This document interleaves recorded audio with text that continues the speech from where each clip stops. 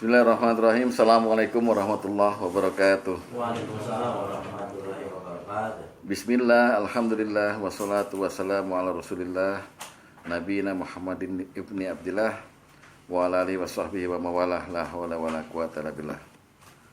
Qala Allah Ta'ala fi kitabil karim, yuridullahu bikumul yusra wa la yuridu bikumul usra wa litukmilul iddata wa litukabbirullaha ala ma hadakum wa la'allakum tashkurun. Kita berada pada 10 hari terakhir di bulan Ramadan. Menurut hadis yang dipertentangkan kesahihannya ya. Walaupun akhirnya kita mengakui bahwa ada hadis yang sahih mengenai ini. Ramadan dibagi 3. Ramadan dibagi 3 itu adalah tanggapan dari para ahli hadis. Ya. Syahrul Ramadan, ya. Fihi awaluhu rahmah. Kan begitu. Bulan Ramadan itu di dalamnya awalnya adalah rahmat. Itu dihitung tanggal 1 sampai tanggal 10 gitu ya. Seolah-olah begitu kan dihitungnya. Wa usatuhu maghfirah, dan di tengah-tengahnya ada maghfirah. Wa akhiru idkum minan nar, dan wa akhiruhu idkum minan nar, dan di akhirnya ada pembebasan dari api neraka. Lalu maka kemudian dibagilah menjadi 3 bagian itu. 10 hari pertama rahmah, 10 hari kedua maghfirah, 10 hari kedua masih ada rahmah nggak? Masih. 10 hari ketiga itminan nar, 10 hari ketiga masih ada rahmah dan maghfirah nggak? Masih. Berarti maksudnya Rasulullah bulan Ramadan itu mengandung 3 ini gitu loh. Pertama rahmatnya berupa pahala yang berlipat ganda yang nggak bisa dihitung, karena Allah memberikan pahala itu ubi ghairi hisab, ya. Oh ya, ya. Ya, kemudian maghfirah dan itqu minan nar. Nah, terkait dengan itu kita sekarang ini berada di malam ganjil, malam 23 ya, yang diyakini juga oleh para ulama jumhur bahwa malam-malam ganjil adalah malam-malam datangnya Lailatul Qadar gitu ya. Nah, ya udah, kita kalau mengikuti persepsi dan asumsi mereka, ya kita berdoa aja mudah-mudahan malam ini dapat Lailatul Qadar. Amin. Ya. Jangan dilihat 1000 bulannya, karena angka 1000 yang Allah kasih itu bukan angka matematik, Pak. Ya, tapi sangat banyaknya gitulah kira-kira. Jangan lihat 1000-nya, ya. Kalau kita lihat 1000-nya terus kita bagi kan menjadi 83 tahun 4 bulan kalau nggak salah. Iya, kalau syarat masuk surga kurang dari itu. Kalau ternyata syarat masuk surga harus punya pahala ibadah 5000 tahun, kurang dong gitu kan ya. Jadi jangan dilihat dari itunya. Tapi bagaimana keutamaannya kita bisa menunggu Lailatul Qadar ini, dan kita bisa disalami oleh Jibril. Salamun hiya hatta matla'il fajr. Ya, mendatangi kita, membacakan takdir kita setahun ke depan ya. Bukan takdir yang di buku itu, tapi takdir tahunan. Lalu kita diberikan rahmat oleh Allah sampai waktu fajar. Itu aja sebetulnya kejadiannya. Malah kejadian detail ini tidak diceritakan secara detail Rasulullah. Hanya ada satu hadis mengenai ini. Siti Aisyah bertanya, apa yang harus aku lakukan ketika Lailatul Qadar ini? Kalau saya yakin malam ini Lailatul Qadar, kata Rasulullah, fakul, bacalah Allahumma innaka afun tuhibbul afwa fa'fu anni. Ya Allah, Engkau itu maha pemaaf, tuhibbul afwa, dan Engkau mencintai orang-orang yang minta maaf. Fa'fu anni, maka maafkan aku. Apa bedanya maaf dengan ampun? Kalau kita minta ampun, kita minta Allah itu menghapus dosa kita. Dosa yang di buku, yang dicatat malaikat belum kehapus, Pak. Kita minta sama bos Langsung. Dosa kita nggak ada, itulah kira-kira. Tapi kalau kita minta maaf, kita minta kepada Allah supaya menganggap kita nggak pernah berbuat itu gitu loh. Dimaafin dirinya. Macam-macam kejadian, ada yang nelpon. Ya, jadi kita ini sampai sekarang, marilah kita berdoa semoga kita ini dapat keutamaan oleh Allah bulan Ramadan ini kita sampai lah genep, karena Allah suruh kita walitukmilul iddata, genapkanlah bilangan puasamu itu, artinya sempurna, kamil, sempurna betul itu apa yang kita lakukan ini. Walitukabbirullaha ala mahadakum, dan setelah itu agungkan Allah. Kenapa kita bilang Allahu Akbar, la ilaha illallah Allahu Akbar? Karena ala mahadakum, Allah memberi petunjuk pada kita, petunjuk bagaimana kita menjadi orang baik lah gitu. Wala'alakum tashkurun, sekaligus kita dijadikan oleh Allah orang yang bersyukur. Sesuai dengan doa kita tuh Pak Tom. Allahumma a'inni ala zikrika wa syukrika wa husni ibadatik. Ya. Ayo dong kita jadi orang baik gitu, ya. Jadi orang baik tuh orang yang paham kita mau kemana nih sebenarnya gitu. Surga boleh kita minta, tapi yang harus paling kita minta, kita ketemu Allah tanpa masalah. Kita ketemu sama Allah itu nggak ada masalah gitu. Allah nggak tanya-tanya lagi sama kita gitu. Kamu kenapa kemarin nggak begini, nggak begitu, nggak nanya. Tapi ketemu Allah dengan baik, dengan tanpa masalah, ya. Nah, dengan ilmu-ilmu yang kita pelajari, mudah-mudahan makin mendekatkan diri kita pada Allah. Amin ya rabbal alamin. Sampai kita pada pertemuan ke-23 dari munakahat dengan subbab jima, ya. Kemarin kita masuk hukum jima yang masyru', jima yang dibolehkan dalam agama, beserta ketentuan-ketentuannya sudah selesai. Lalu kita masuk ke bab berikutnya, ke subbab berikutnya, yaitu jima masyru' ini ada konsekuensinya. Jadi bukan kita udah boleh nih sama istri, boleh sama hamba sahaya gitu, tapi kan kita ada konsekuensinya. Kalau konsekuensi dalam hukum dunia, tanggung jawab loh. Kalau dia hamil kan begitu konsekuensinya gitu. Tapi dalam agama dua konsekuensinya. Yang pertama, jima masyru' akhirnya harus mandi janabah. Ini sepele kan? Ya, jadi konsekuensi jima masyru' itu mandi janabah, mandi junub. Teknis mandi junub udah saya terangkan pada waktu kita wudhu kemarin. Jadi ini sekarang cuman membicarakan masalah kenapa kok konsekuensinya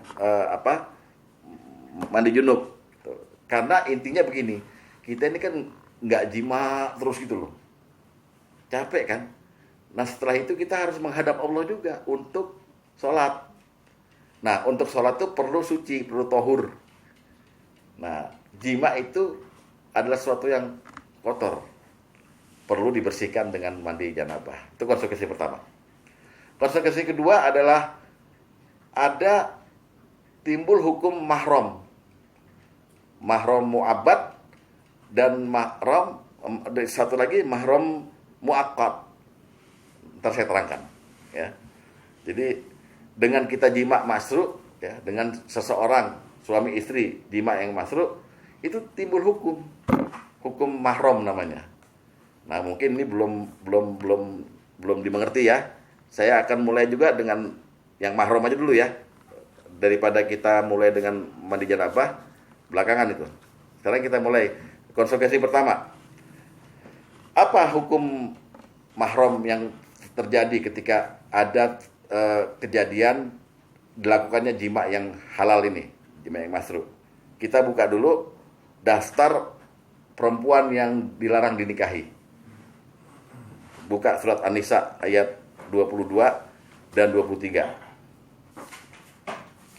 Dari sini, dari daftar ini, ya, ini udah pernah ya kita waktu ngomongin apa ya kita nih? Ayat ini ya. Waktu ngomongin syarat nikah ya. Pertemuan ketiga atau keempat nih. Dari daftar ini kita ambil nanti 5 orang yang sebagai konsekuensi mahram. Mungkin belum tahu ya, ngarahnya kemana nih ngomongnya ya. Oke, kita lihat dulu di ayatnya. Saya akan sebutkan 5 orang itu nanti ya. Oke, a'udzubillahi minasyaitonirrajim. Wala tankihu ma nakaha aba'ukum min nisa'i. Dan janganlah kamu menikahi perempuan-perempuan yang telah dinikahi oleh ayahmu. Oke. Nah, itu dulu. Itu nomor 1 tuh. Maknanya, jangan pernah coba nikah dengan ibu tiri.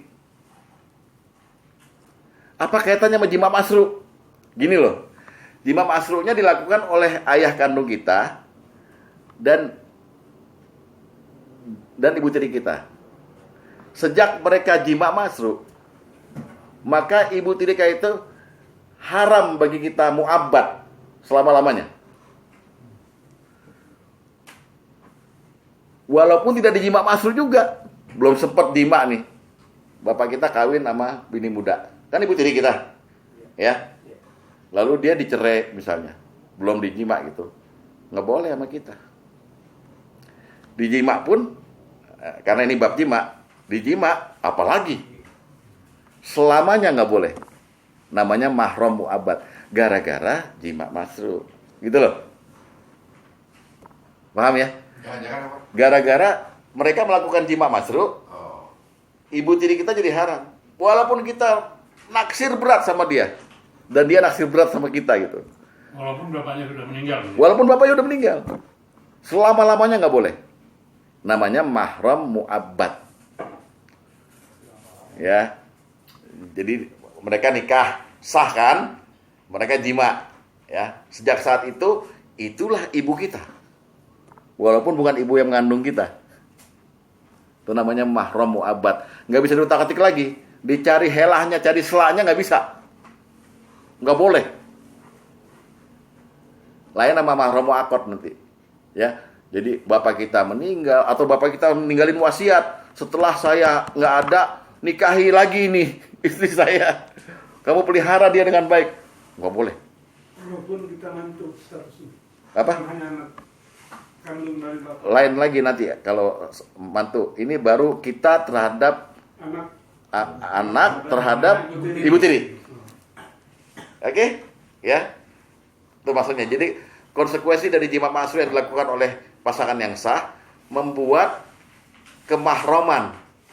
Yaitu pertama, ibu tiri kita adalah mahram mu'abbad gara-gara dia jima dengan bapak kita. Paham ya? Ya, sampai sini paham ya? Oke. Mahram yang kedua. Lihat di ayat 23. Di kata-kata wa ummahatu nisaikum. Ibu-ibu istrimu. Mertua. Ibu-ibu istrimu. Oke? Itu yang kedua. Ibu dari istri kita, ya. Kita nikahin anaknya nih. Kita jima sama istri kita kan, ya. Walaupun kita jima ataupun belum jima, tapi yang belum jima kita nggak ngomongin karena kita lagi di bab jima nih. Kita jima masru sama. Setelah itu, ibu kita, mertua kita itu, ibu kita. Bini kita udah nggak ada, kita udah cerai, kita main mata sama itu, nggak boleh. Paham ya? Namanya mahram mu'abbad. Sebab banyak kejadian, ya. Karena ibu mertua kita ini melahirkan anaknya, yang melahirkan bini kita ini umur 16. Sehingga beda umur sama anaknya itu hanya 16 tahun kan? Anaknya ketemu kita di umur 25. Jadi emaknya berapa? 41 lah. Hah? 41. Masih kenceng nggak? Masih. Nah kitanya ada di kisaran 39, 38. Itu cuma 3 tahun beda di atas. Akhirnya kita mengadakan persekongkolan gitu, main mata. Gimana supaya anak kita ini nggak ngelihat? Supaya bini kita ini nggak ngelihat. Dia juga begitu hatinya. Gimana supaya anakku ini nggak tahu kalau aku juga senang sama mantuku gitu. Ada kejadian begitu. Nah dalam Islam diatur setelah kamu jima maka ibu itu sah jadi ibumu. Tidak boleh, walaupun kamu udah berpisah sama anaknya. Oh ya, itu namanya mahram mu'abbad yang kedua. Lo mertua tiri? Hah? Mertua tiri? Misalnya mertua tirinya? Gimana mertua tiri tuh pengertiannya? Anak perempuannya itu emaknya itu emak tiri. Iya, dia waktu sapi. iya. Kawin gede lah. Makanya berarti dia anak sambung kan? Anak sambung.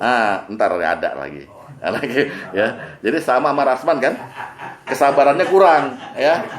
Kesabarannya kurang, ya. Dalam pengajian ini, iya. Kalau mau lo di depan berdua. Pengen. Antum aja. Pengertiannya kan Nah, bukan. kalau Iya. Ustaz, kita perang, Bang. Jadi pertama, ya, jima yang dilakukan oleh ayah kita dan istri mudanya itu membuat kita ini terhalang betul-betul mahjub wal mahrum, terhalang untuk suka sama dia, bahkan menikahi aja nggak boleh. Ya. Kalau Kasarnya menzihar aja nggak boleh, apalagi Iya. apa menjimat Iya. ex mantan bapak gitu loh. Kalau ngintip Karena kan, aku bilang itu sama aja udah kayak ibu, walaupun Iya. itu bukan ibu kita Iya. gitu misalnya. Karena ini banyak kejadian lah Pak pokoknya. banyak. Mungkin termasuk juga Pak Tom ya, karena mertuanya Pak Tom tuh di bawah Pak Tom umurnya kan. Iya. Nah, ini bahaya. Pakai tasdid, bahaya, bukan bahaya doang, bahaya, ya kan? Berpotensi kan. Iya, iya. Iya. Langsung diem dia. Udah, yang ketiga selanjutnya disebut di situ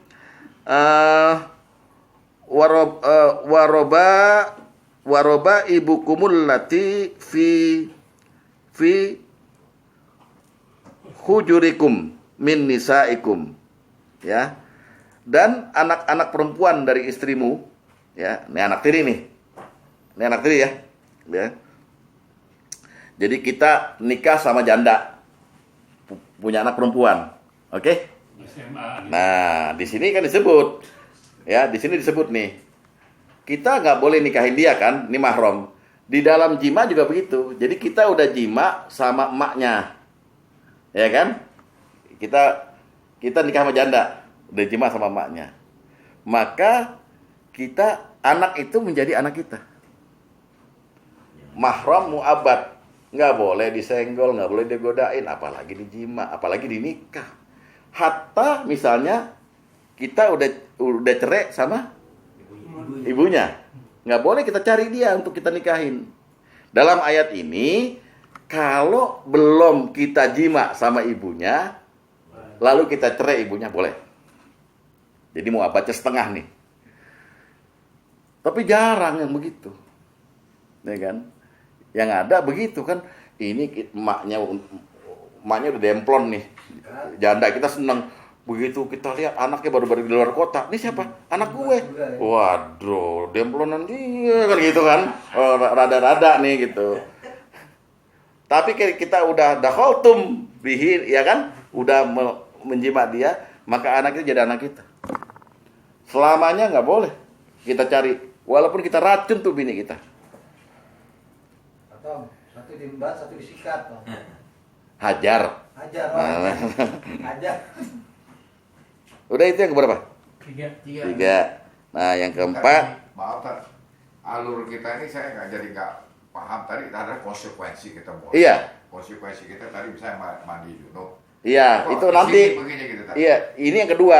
Konsekuensi pertama mandi junub, ntar dibangunginnya. Ini konsekuensi yang kedua, Mahram. Oh. mahram. Oh, oke.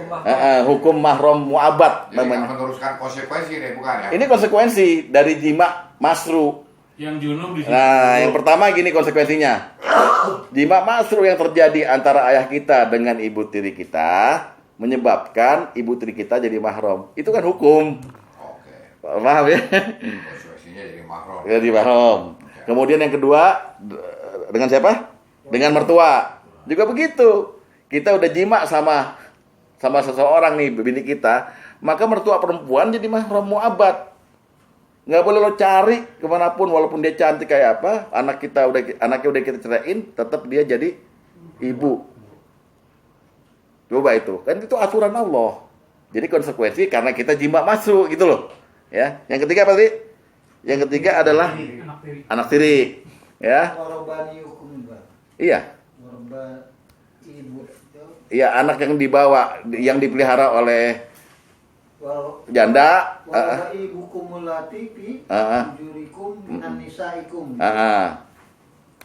Ya.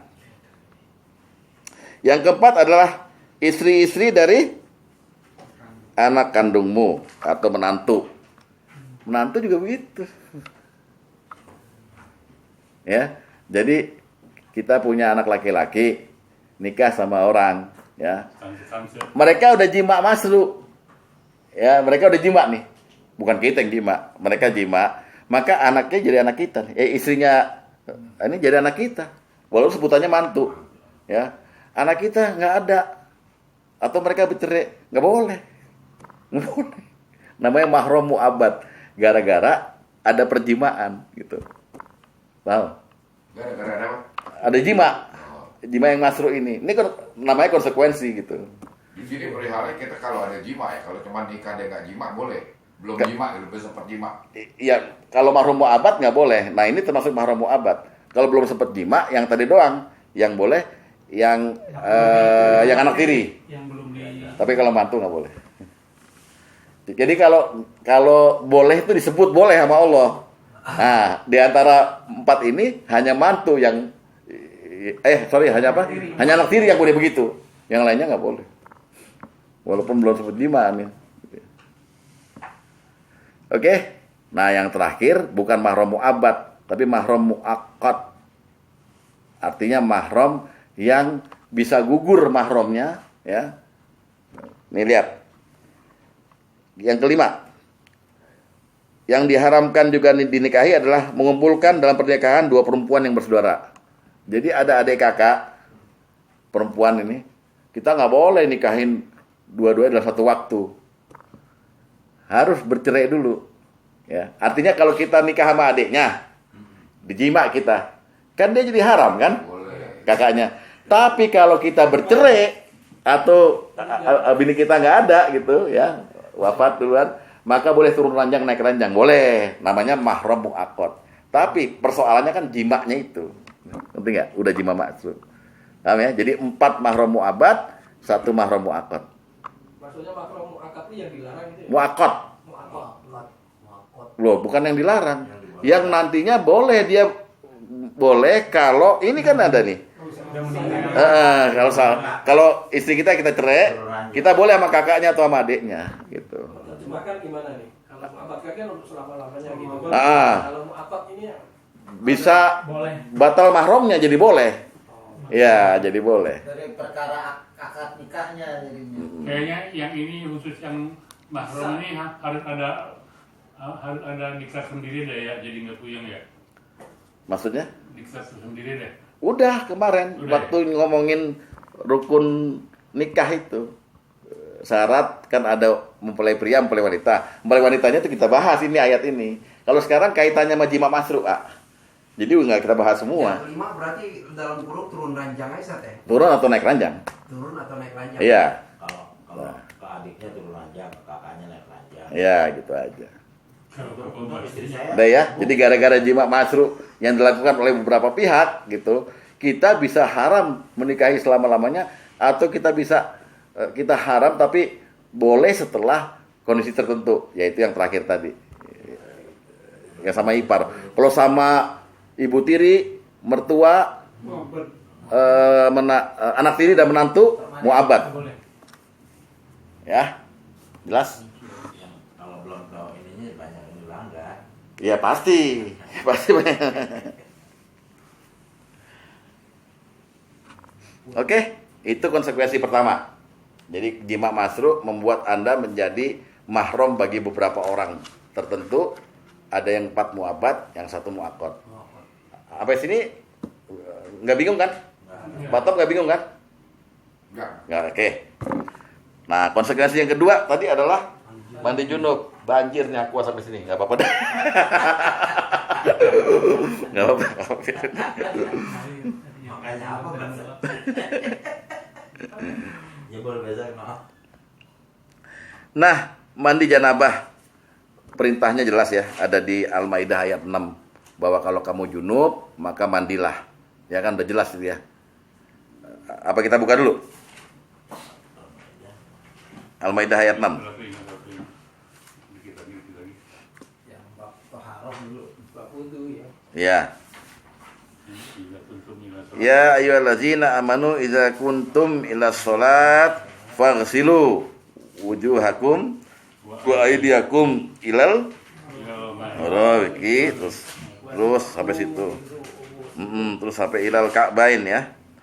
Nah, lalu wa in kuntum junuban haru. Jika kamu junub, maka mandilah. Jadi ini udah perintah yang pasti qot'i dan nggak bisa diganggu-gugat lagi. Terkecuali nanti ada darurat, tidak menemukan air, maka mandi junub diganti dengan tayamum. Kan begitu? Ya. Berarti konsekuensi dari jima yang masruh ini, juga jima yang masruh juga begitu sebetulnya. Cuma nanti di jima masruh nggak diomongin lagi nih. Bahwa kita harus membersihkan diri kita dari kekotoran junub. Ya kan? Nah, sekarang problemnya banyak seolah-olah hadis yang bertentangan mengenai ini. Ya.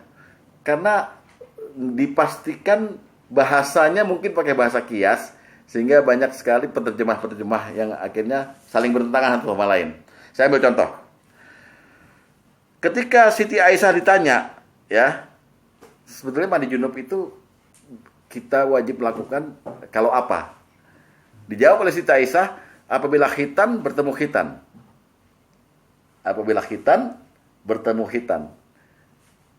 Coba Bapak terangkan sama saya, apa maksudnya ini? Apabila khitan ketemu khitan, atau apabila dua khitan bertemu. Artinya ada zakar yang sudah disunat di khitan, ketemu dengan perempuan yang udah di khitan. Nggak ada duhurnya. Nah, maka mandi wajib. Artinya hanya nempel doang, Pak. Helm, ya, kasyafah, ketemu dengan yang namanya bahasa Indonesia klitoris tuh, ketemu begitu. Karena khitan tuh ada di situ kan, di klitoris tuh. Ketemu, mandi. Tidak harus ejakulasi ya, Mas? Tidak harus. Nggak harus keluar, nggak harus. Itu bahasa pertama, wajib mandi. Berarti khitan ketemu khitan, status junub. Kan kita udah bahas kemarin makna jima juga, ya kan? Hanya ketemu di luar saja sudah junub. Udah jima namanya gitu ya, udah jima gitu. Sehingga itu junub. Pertama itu bahasanya itu. Ya. Jadi jangan coba-coba kan cuma nempelin doang pengen tahu gitu. Jangan. Nah, sekarang problemnya bagaimana Pak Ustadz kalau ternyata istri kita atau perempuan yang kita jima itu nggak dihitan? Ini pertanyaan canggih loh. Tadi kan hitan bertemu hitan. Istri kita nggak dihitan, nggak pernah dihitan. Ya, jadinya nyari yang Cina kan nggak dihitan ya? Iya bukan, ada jatuh junub apa enggak? Ambil lagi hukumnya. Iya makanya. Keluar wajib kita. Nah itu dia. Di dalam sebuah hadis Nabi Abu Daud ya, riwayat Abu Daud, al-khitanu lirja'i sunnati walil mar'ati mukramatun. Khitan itu bagi laki-laki itu sunnah. Bukan hukum fikih sunnah dilaksanakan udah berpahala di ini, bukan. Maksudnya sunnah itu mengikuti diriku gitu. Dan mengikuti kakekmu Ibrahim. Nabi Ibrahim disunat umur berapa? Umur 80, Pak. Dan pakai kapak. Bukan kayak kita pakai laser, pakai kapak. Nah, gitu. Ya ada istilah lu nanti kalau kelas pakai kampak. Ya, jadi lirijali sunnati walil mar'ati mukramatun. Bagi wanita kemuliaan. Apa hukumnya kemuliaan? Wajib, sunnah. Bingung kan? Tapi menurut penelitian medis, apabila perempuan tidak digunting sedikit itunya, nafsunya merajalela. Nah, akhirnya bapak kan berpikiran kotor nih.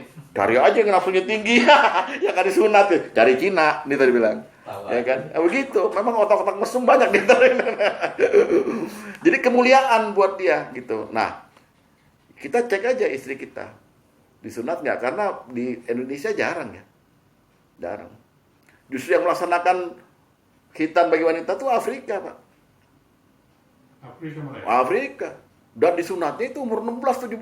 Waktu dia mulai haid itu panggil sama kepala sukunya itu gunting aja cetok kayak gitu. Di kita kan mana tuh tukang sunat yang menyunat klitoris?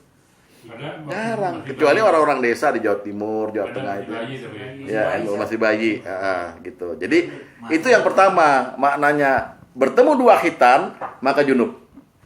Ini konsekuensi kan, ya. Kita kembalikan lagi ke definisi ulama bahwa jima itu termasuk daripada itu, bahwa menempel saja di luar sudah junub, maka wajib mandi. Ya. Ini konsekuensi. Lalu yang konsekuensi kedua, apabila suami berhadapan dekat, ya, dan menempelkan kemaluannya, sama sama tadi sebelumnya, bertemu dua khitan. Tapi bahasanya apabila 4 anggota tubuh bertemu gitu loh, tangan, paha bertemu gitu, dan ditempelkan, udah wajib mandi. Ya. Lalu yang ketiga, ini bahasanya lebih rumit lagi. Kata Rasulullah, adalah yang namanya alma minal ma. Adalah air berasal dari air. Nah, kalau ini lain. Yang dimaksud dengan air berasal dari air adalah air mandi asalnya kalau Anda keluar air. Air mandi, ya, junub, mandi junub itu asalnya kalau Anda keluar mani. Itu namanya air adalah dari air. Gitu, Pak. Ya udah pokoknya jima lah. Tapi kan kita perlu membicarakan bahasanya begini, ntar nganggapnya lain kan gitu ya. Kita lihat hadis nomor pertama. Jangan kok kamu pilih.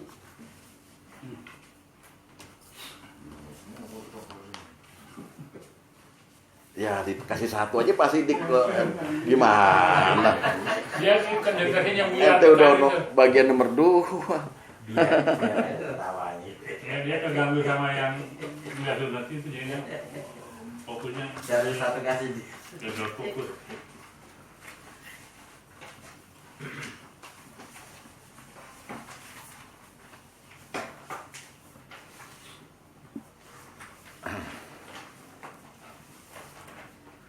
Ya, jadi ada 3 bahasa ya. Pertama, kita lihat hadis nomor 1. Dari Aisyah dia berkata, Iza jawazal khitanul khitana faqad wajabal ghusl. Apabila khitan bertemu khitan, maka wajib mandi. Aku melakukannya bersama Rasulullah SAW, maka kami mandi setelahnya. Tapi ada juga pengertian khitan bertemu khitan masuk. Padahal udah assalamualaikum, udah ketemu kan, assalamualaikum, waalaikumsalam, jebret, wah gitu. Terserah mengerti, tapi ya begitulah. Artinya bisa saja pengertiannya menempel. Nah, yang pengertian kedua ini hadis nomor 2, lihat. Hadis nomor 2 ya. Iya. Dari Abu Hurairah bahwasanya Nabi sallallahu alaihi wasallam bersabda, apabila suami telah duduk di antara keempat anggota tubuh, ya, artinya kedua tangannya dan ya. Artinya, maaf ya, istrinya berbaring menghadap atas, kemudian dia mengangkatkan lebar, suami kan menempel pahanya dengan pahanya. Kemudian tangannya juga mungkin menempel juga begitu kan? Nah, terus kemudian dia menempelkan khitan dengan khitan istrinya, maka wajib bagi keduanya mandi. Ini baru diterangkan, menempelkan. Kalau tadi bisa saja maknanya 2 kan? Masuk bener sekaligus atau hanya nempel. Ini nempel doang. Jadi di awal, Pak, tangan dengan mesra, megang tangan, pahanya beradu, si istri kan begini, si suami kan udah dekat, ditempelkan, mandi. Gaya konvensional. Nah. Kalau masih ada itu udah terbuka semua. Oh lain, nanti itu di bab 8, Pak. Kamu udah merangsang ya? Udah merangsang. Itu udah merangsang duluan. Udah bahasa ngangkang berarti. Iya, udah buka. Ini udah urusan buka, Pak. Udah khitan yang dilihat. Kalau kis-kis aja. Kalau kis-kis pengen ngomong kan enggak junub dah. Nah, sekarang lihat hadis nomor 7. Hadis nomor 7. Dari Abu Sa'id Al-Khudri bahwa Rasulullah SAW bersabda, ya, al-ma'u minal ma'. Air itu berasal dari air. Ini ada dua hukum ketika itu. Ya. Rasulullah itu pernah justru menganjurkan kalau Anda jima tapi nggak keluar mani, nggak usah mandi. Jima nggak keluar, nggak usah mandi. 2 kali Rasulullah bertemu 2 sahabat yang berbeda, nggak usah mandi. Tapi kemudian ketika Fathu Makkah, ya dari Madinah kembali ke Makkah gitu, mulai orang disuruh mandi, walaupun nggak keluar. Paham ya? Ya. Berproses ya. Berproses.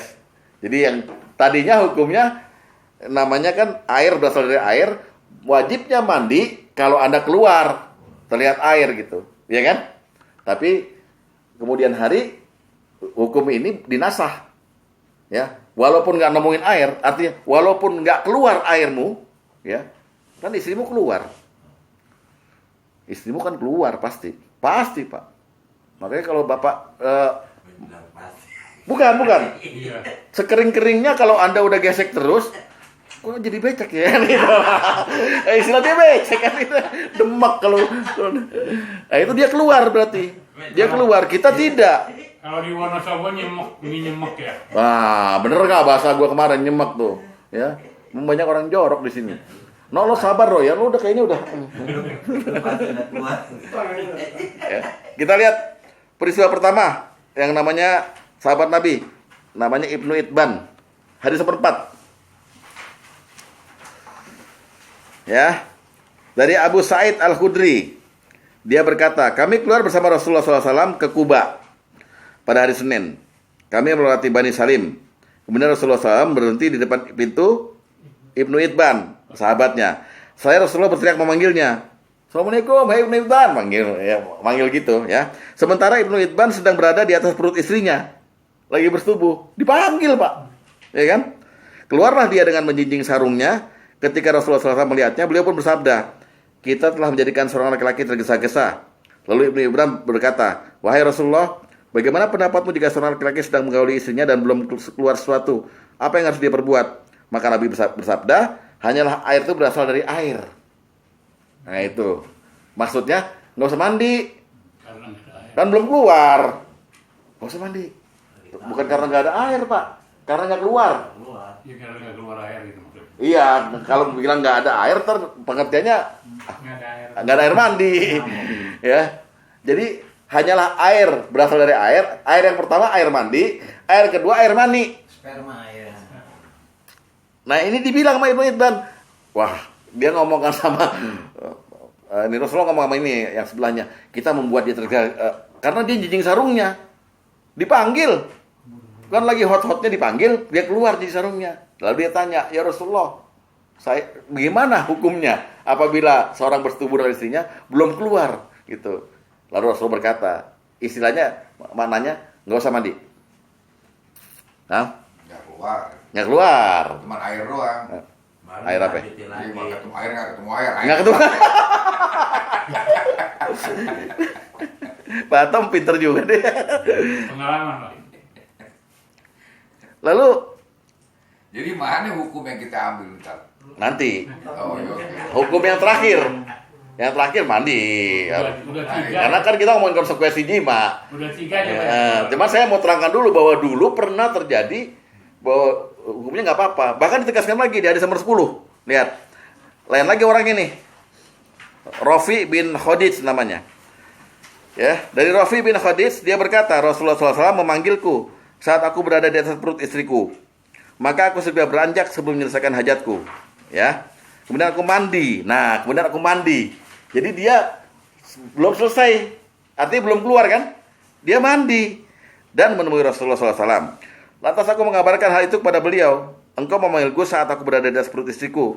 Aku lalu beranjak sebelum selesai untuk mandi. Rasulullah SAW kemudian bersabda, kamu tidak wajib mandi kecuali jika telah keluar mani. La alaikal ma'u minal ma'i. Baru air doang. Ya. Itu dua peristiwa yang berbeda loh. Kamu nggak wajib mandi, kecuali kalau kamu udah keluar gitu loh. Itu ya. Tapi kemudian setelah Fathu Mekah, artinya pasukan dari Madinah menduduki Mekah, kemudian Siti Aisyah bersaksi di hadis nomor 8. Lihat. Telah mengabarkan kepada kami Az-Zuhri, dia berkata, aku bertanya kepada Urwah, ya, tentang seorang yang bersetubuh namun tidak mengeluarkan mani. Dia pun menjawab, Aisyah menceritakan padaku bahwa Rasulullah SAW pernah melakukan itu dan tidak mandi. Hal itu terjadi sebelum penaklukan kota Mekah. Kemudian setelah penaklukan kota Mekah, beliau mandi dan memerintahkan orang untuk mandi. Jadi nggak boleh hukum pertama diambil setelah ada hukum ini. Maka ketika bapak bersetubuh berjima, masuk dengan istri, tiba-tiba ada panggilan gitu, kebakaran gitu, ya kan nggak keluar tuh, ya.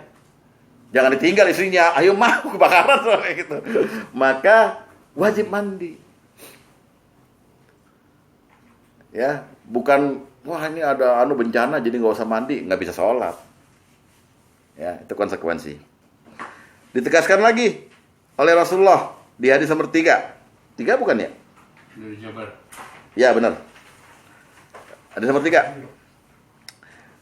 Jabir. Dari Jabir bin Abdullah, dari Ibnu Kulsum, dari Aisyah, istri Nabi SAW, dia berkata, sesungguhnya seorang laki-laki bertanya pada Rasulullah tentang suami yang menyetubuhi istrinya lalu bermalas-malasan tanpa mengeluarkan mani. Ya, maksudnya dia main-main aja, dulenan aja, tapi nggak ngeluarin mani. Apakah keduanya wajib mandi? Nah, ketika itu Aisyah sedang duduk, maka Rasulullah SAW menjawab, sesungguhnya aku dan perempuan ini, maksudnya Aisyah, pernah berbuat seperti itu, lalu kami mandi. Udah, jadi hukumnya mandi. Jadi bapak mau bercumbu kayak apa, tapi kalau masuk atau tempel, ya tadi kan ada hitam bertemu hitam, nggak keluar, mandi. Hukum ini menimbulkan hukum lainnya, yaitu hukum kebalikannya. Bapak nggak jima, tetapi keluar, mandi. Dalam dua hal, yaitu ihtilam, mimpi dan onani. Airnya ada 2 juga kan? Ada mandi. Nanti belum Pak, belum sampai babnya. Emang kalau urusan Jangan terlalu pintar lah. iya. Air masalahnya. Iya. Jadi yang pertama mimpi. Kalau mimpi ini secara natural kita nggak bisa rencanakan. Tapi yang kedua ini yang namanya onani itu jumhur ulama mengharamkan. Dari hadis yang Hasan berkata, laknallaha man nakaha yadaihi. Laknat Allah turun kepada orang yang menikahi tangannya. Nikah sama tangan, saya nikahkan kamu dengan ini. Wah, kayak gitu. Maksudnya nikahin tangan, onani gitu. Ya, udah ada air ketemu air tuh masalahnya. Keluar. Iya kan air ketemu air. Iya, tapi onani yang nggak keluar nggak junub. Onani yang nggak keluar nggak junub. Ya, ini mesti keluar. Tapi kan nggak jima. Ya, jadi yang tadi yang jima udah selesai. Sekarang yang nggak jima. Jadi lalu ada jumhur ulama juga kesini. Kenapa?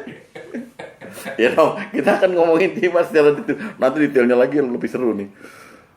Ada yang membolehkan onani asal bukan dilakukan diri sendiri, dilakukan oleh istri kita, nggak masalah. Paham? Jadi bukan kita yang melakukan, tapi istri kita yang melakukan, nggak apa-apa.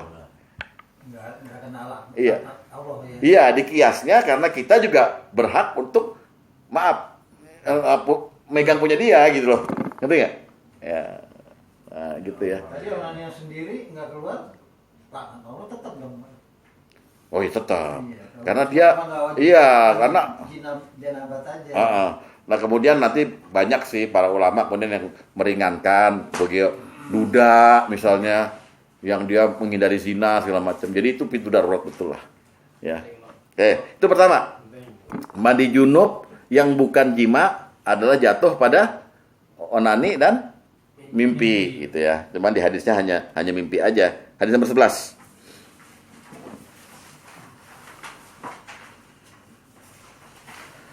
Dari Aisyah dia berkata Rasulullah SAW pernah pergi ke masjid untuk sholat subuh.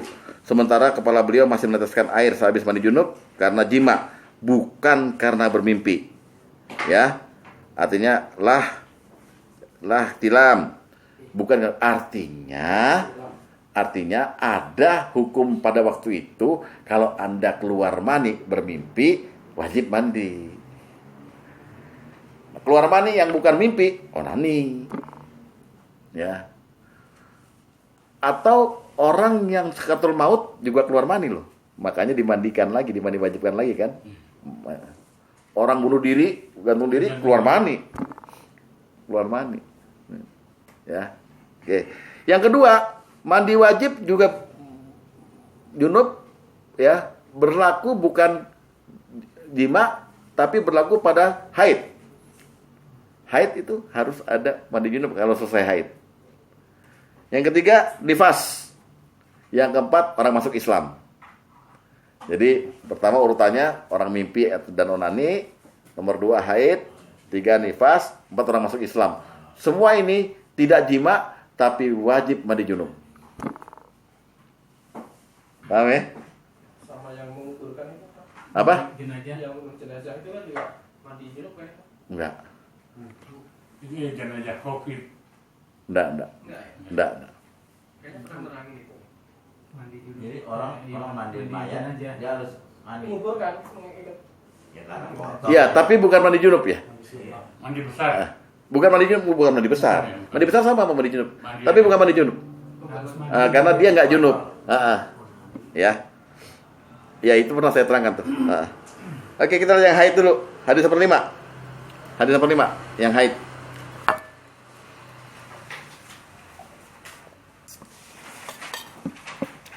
Dari Hafsah dari Ummu Atiyah dari Nabi SAW, dia berkata, kami dilarang berkabung atas kematian di atas 3 hari kecuali atas kematian suami, yaitu selama 4 bulan 10 hari.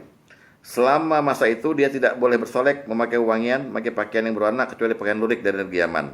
Dan kami diberi keringanan bila hendak mandi seusai haid. Nah, bila hendak mandi seusai haid berarti ada kesimpulan bahwa di zaman itu haid selesai harus mandi. Sampai sekarang ini hukum berlaku. Jadi bilangin istri bapak yang belum tahu nih, tahu nggak mandi habis haid tuh, ya cuman dicebok doang, jangan, harus mandi. Ya, karena mandi junub beda sama mandi biasa. Kan mandi junub pakai wudhu, terus meratakan air ke kepala dan sebagainya, itu ya udah pernah ya saya uraikan di sini. Nifas hadis nomor 9. Nifas hadis nomor 9. Dari Aisyah radhiyallahu anha, dia berkata, Asma binti Umais melahirkan Muhammad bin Abu Bakar dekat satu pohon di Zulhulaifah. Lalu Rasulullah memerintahkan Abu Bakar, ya'muruha an tasilla wa tuhilla, agar menyuruh Asma mandi kemudian berihram. Habis nifas, habis melahirkan, disuruh mandi. Oke, dan berihram. Oke. Ya. Jadi yang enggak jima tapi dia wajib mandi, yaitu tadi ihtilam, haid, nifas, dan masuk Islam. Masuk Islam hadis 6. Masuk Islam hadis 6. Dari Qais bin Asim, dia berkata, aku datang kepada Nabi sallallahu alaihi wasallam untuk masuk Islam. Maka beliau memerintahkan aku untuk mandi dengan air yang campur dengan daun bidara. Ya. Sampo lah istilahnya. Dah jelas? Jadi konsekuensi ijma masru itu ada 2, 1 mandi wajib, kedua mahram.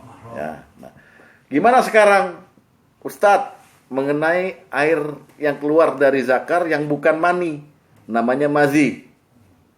Air mazi adalah bahasa internasionalnya adalah namanya prekum. Prekum tuh sebenarnya pelumas. Ini bisa keluar kalau seorang laki-laki itu terangsang dengan sesuatu secara syahwat gitu loh. Nonton blue film atau apalah segala macam, baca segala itu, sehingga keluar air yang basah itu. Itu hitungannya sama dengan air kencing. Nggak perlu mandi. Hanya boleh dicuci dulu kemaluannya, lalu wudhu seperti biasa, lalu sholat aja. Ya. Kadang-kadang dia memang sedikit di tengah-tengah antara encer dengan kental, ya. Cuman bedanya menurut Imam Syafi'i di Al-Um, air mazi itu tidak berbau. Tidak ada baunya. Lain dengan air mani. Air mani adalah baunya khas seperti air adonan tepung. Tepung mentah diadon, cium deh. Terus kita kita keluar mani cium juga, sama. Oh, ini Bogasari, ini bukan nih katanya. Jadi lain air mazi itu. Dia keluar kalau orang terlalu capek atau orang terangsang. Gunanya untuk jima apa? Untuk melicinkan. Untuk melicinkan, ya. Tapi status dia seperti hadas kecil, seperti air pipis. Kalau air mani, pakaian yang dipakai jima terkena air mani, sarung kita atau apa gitu, bisa dipakai sholat. Sampai kering, dikerik aja, atau nggak usah dikerik, nggak apa-apa. Tapi kalau kena air mazi, najis. Walaupun najis ringan, gitu. Paham ya? Dan nggak perlu mandi ini, ya. Tapi juga jangan sering-sering keluar mazi. Karena berarti Anda berpikiran yang aneh-aneh gitu. Mazi itu. Mazi keluar kalau kita lagi terangsang. Bahasa sekarang lagi sange lagi ya. Lihat hadis nomor 12. Dari Ali bin Abi Thalib radhiyallahu anhu dia berkata, ya, Ali bin Abi Thalib dulu nih ya. Aku seorang yang sering keluar mazi, maka aku selalu mandi. Nah, dia belum tahu ilmunya nih, ya. Sehingga punggungku terasa mau pecah.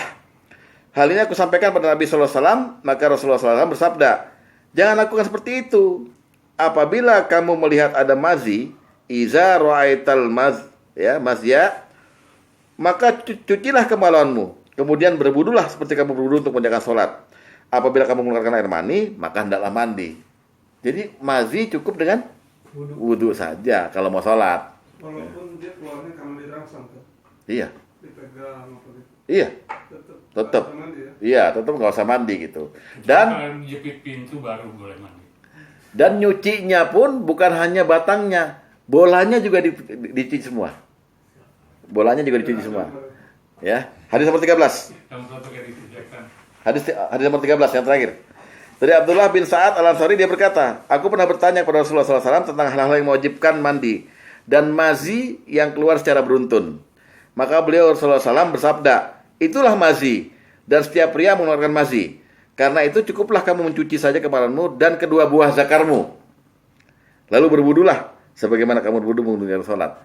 Jadi nyuci buah zakar itu Bapak dari daerah antara lubang dubur dengan bawahnya bola. Bawahnya bola itu ditarik semua begitu. Ditarik semua, diusap gitu. Sampai dia bersih. Biar keluar semua ya. Ya. Lepas celana aja waktu cuci. Lepas celana, digerucuk gitu semua gitu ya. Dan nggak perlu mandi. Nah itulah ya. Jadi jima itu konsekuensinya yang pertama adalah mandi janabat, tapi ada hal yang memerlukan mandi bukan jima, tadi itu ya onani segala macam. Ada juga yang keluar air tapi bukan mani, nggak perlu mandi, gitulah. Kira-kira begitu. Dan yang kedua soal mahram tadi, mahram mu'abbad dan mahram mu'aqqad. Aja cukup ya. Sampai situ konsekuensi. Minggu depan kita terakhir pertemuan di Ramadan, kita akan bicarakan jima yang mazhur, jima yang dilarang. Nah, apa aja kira-kira? Misalnya Bermimpi mimpi bersetubuh tapi nggak keluar. nggak mandi. Nggak mandi. Makanya dilihat, makanya itu dicium. Beda mani sama, karena juga ada mani yang encer. Oleh sebab itu, kata para ulama, mani itu baunya seperti tepung diadon. Nah, tepung mentah diadon. Atau seperti reneman spray ada 3 hari gitu. Reneman spray 3 hari baunya gitu sama. Itu lah jorok itu di hidup lah. Kalau air mazi sama sekali nggak bau. Seperti air aqua biasa gitu aja, nggak bau sama sekali. Gitu. Ya. Jadi kalau mimpinya begitu, tapi kok keluar gitu, dinambah dulu. Oh bukan nih. Yakin nggak usah mandi. Atau tanya Pak RT pasti. Gitu. Kalau air mani nggak najis ya? Air mandi nggak najis. Air mazi yang najis. Iya. Air mandi nggak najis. Kalau najis anaknya najis tuh. Kalau jadi anak. Dah, cukup ya. Kalau ada yang suka kan habis kencing, udah selesai. Terus kadang-kadang nanti kita buku kayak ada keluar gitu. Ya. Apa penyakit apa pengen? Ya itu makanya Nabi menganjurkan kalau kita kencing itu ya, soal berdiri sama soal jongkok itu Nabi pernah melakukan dua-duanya, tapi disertai dengan dehem-dehem. 3 kali. Itu bisa mengeluarkan keseluruhan dari air kencing itu ya, kecuali ada gangguan di prostat bapak atau di saluran kemih, infeksi saluran kemih. Biasanya itu di apa bahasa Jawanya, kalau orang minum air hangat terus air dingin, air hangat, air dingin, anyang-anyangan. Nah, itu juga kan termasuk tuh. Ya bahasanya jang-jirihan. Sama Pak, air mani juga begitu. Kadang-kadang orang tertentu itu seolah-olah udah keluar, tapi ketika sudah dicabut ya, jimatnya udah selesai, kok masih ada yang belum keluar. Sehingga ketika digosok ke atas gitu, loh kok keluar lagi. Sampai matanya ke atas gitu. Hah? Apa tuh? Mekanya. Enggak, saya nyontohin yang bapak-bapak punya. Kalau saya nyontohin saya kan nggak enak kan gitu. Kurang bagus. Kayak ngasal. Emangnya kalau Mas Ulik gini ya? Iya, ini kan penerangannya ya maaf ya kita zamannya atau vulgar. Nah kalau zaman wanita itu ya usianya wanita penerangannya seperti ke ente kan?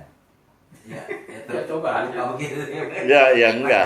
Yang diomongin apa? Iya masalah jima. Masalah jima. Ya belum pernah saya kurikulum ini ke perempuan.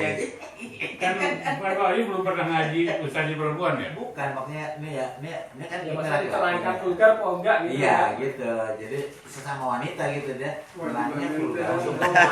Kewajiban ente suami. Hah? Kewajiban ente suami jelasin.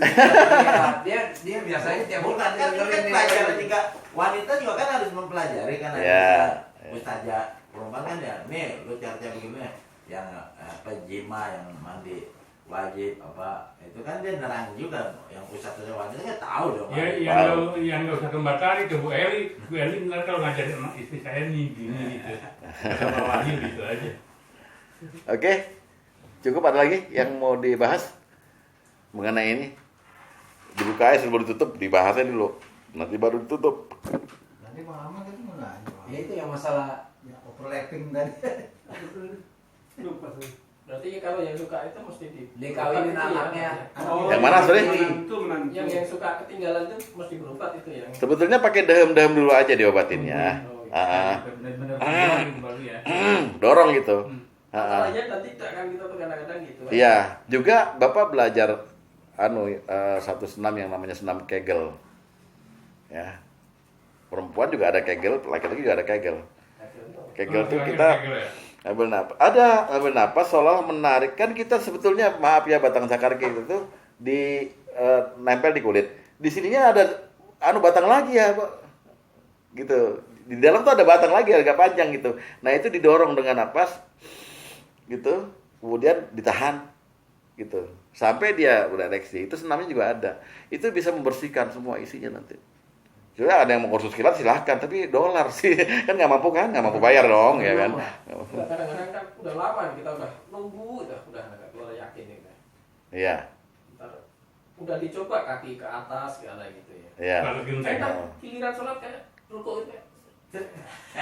Waduh ya apa enggak ini? Ya, kalau itu Apa ini setan apa? ya Oh, sama dengan kalau kamu lagi sholat kemudian merasa buang angin itu, maka itu kemungkinan besar kata Rasulullah itu setan yang meniup di dubur itu. Maka kita harus mendeteksinya dengan dua hal, mencium baunya ya atau suara. Kalau dua-duanya nggak ada, yakin bukan. Sama dengan kencing itu gitu. Ya. Makanya sebetulnya namanya istiqmal sama istinja itu kalau bisa memang di dalam keadaan kamar mandi sendiri itu jangan pakai celana sehingga tuntas. Sehingga tuntas, Pak. Dan jangan sekali-kali dua arah. Kalau di zakar ini satu arah aja. Jadi ke arah kepala. Jadi kan yang pertama dibersihkan ketika habis pipis adalah di kepala zakar. ya, kemudian dicekek kan supaya dia keluar semua. Lalu dari pangkalnya dinaikin terus sampai ke lehernya itu naik 3 kali gitu untuk lebih membersihkan lagi. Begitu. Di dildo tadi buat contoh. Tapi biasanya kalau itu karena umur juga ya. Ya nggak tahu lah umur, tapi memang kita mesti punya zakar yang berkualitas. Nanti di bab ke-8 akan saya terangkan yang mana yang berkualitas seperti itu. Ya, bukan hanya soal permainan aja. Oh, bukan, tapi ada yang berkualitas. Nongkrong lah, Bos. Kalau Kalau nongkrong kan biasanya Kalau ponakan gimana Ji? Ponakan kenapa? Boleh dikawin kita apa ya? Ponakan tuh anak dari siapa? Anak dari kakak. Kakak. Nggak boleh, kan ada di ayat itu. Ada di ayat itu. Waktu itu dari kesimpulan yang bawa Yang boleh antar ponakan, sepupu sama sepupu boleh. Tapi kita sama ponakan nggak boleh.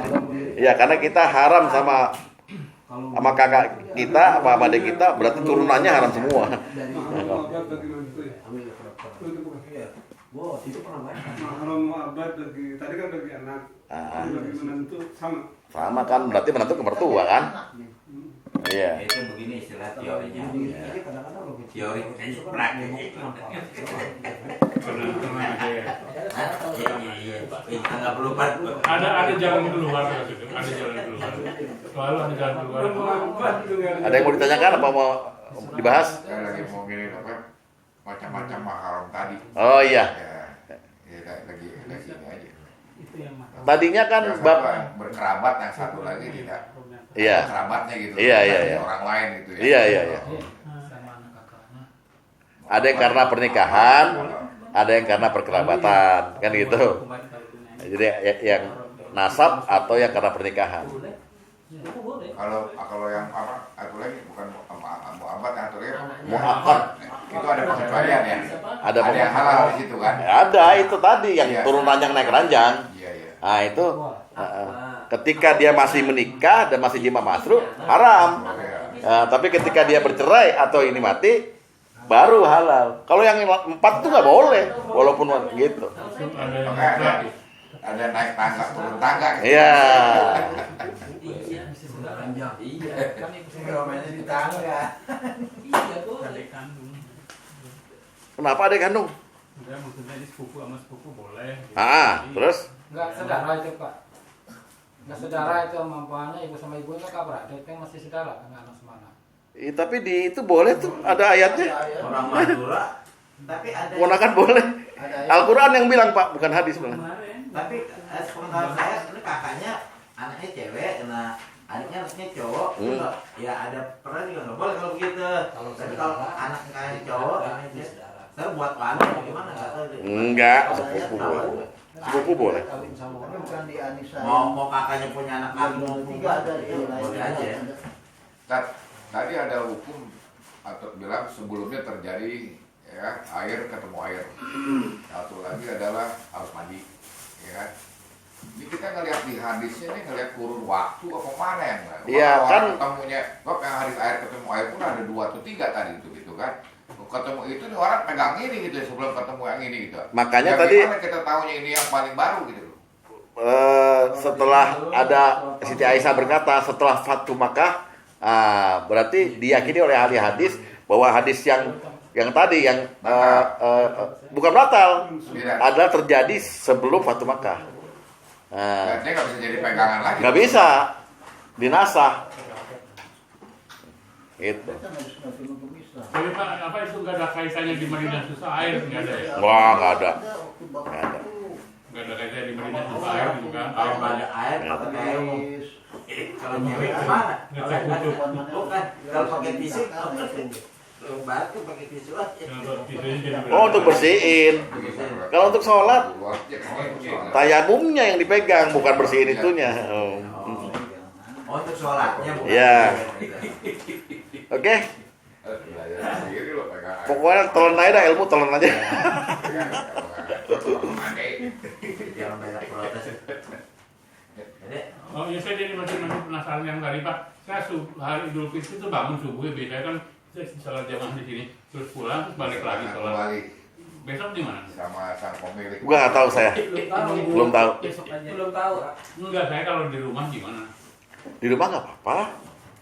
Khutbahnya nggak rukun ya? Bukan begini, makanya kalau barang sunnah itu, marilah kita kemudian jangan merasa kehilangan nih ya. Udah berapa kali? Sudah. Darurat kan. Nggak banyak. Kalau nanti AA misalnya sekumpulan jamaah mengadakan dengan sengaja ya, karena memang pengen sholat id jamaah di lapangan dengan sengaja, kemudian terjadi penangkapan atau kemudian denda kayak yang di McD itu kemarin tuh, kan mudorot. Nah, jadi kita menghilangkan mudorot dulu lebih utama daripada mengambil manfaat. Ya kan? Itu dulu. Itu kaidah fikih. Di Mac di sini Ji. Azab 50. Apa McD itu yang ditutup di Sarinah kemarin Oh, kan itu penuh. Itu, Kayaknya didenda 10 juta itu yang punyanya. orang Medan yang motor itu banyak orang-orang. Iya, karena PSBB-nya dilanggar katanya. IKEA juga iya kan ditutup sama satu. Iya. Itu rame banget IKEA. Kayak IKEA. Jadi alam tuh serang. Mall IKEA. oh, Di PSD. itu karena orang alasannya Jadi pada belanja di situ. oh belanja jujur. Oh. Besoknya ditutup sama satu. Kenapa Pak Karim? Ini Di Al-Ahzab tuh dia. enggak, maksud saya kan umpamanya ini kakak beradik nih, laki sama laki. Nah, yang laki sama laki ini anaknya laki, ini laki juga gitu, punya anak kan. Heeh. Yang satu anak perempuan, satu anak laki-laki. Makan. Nah, ini kan sepupu. Maksud saya kan laki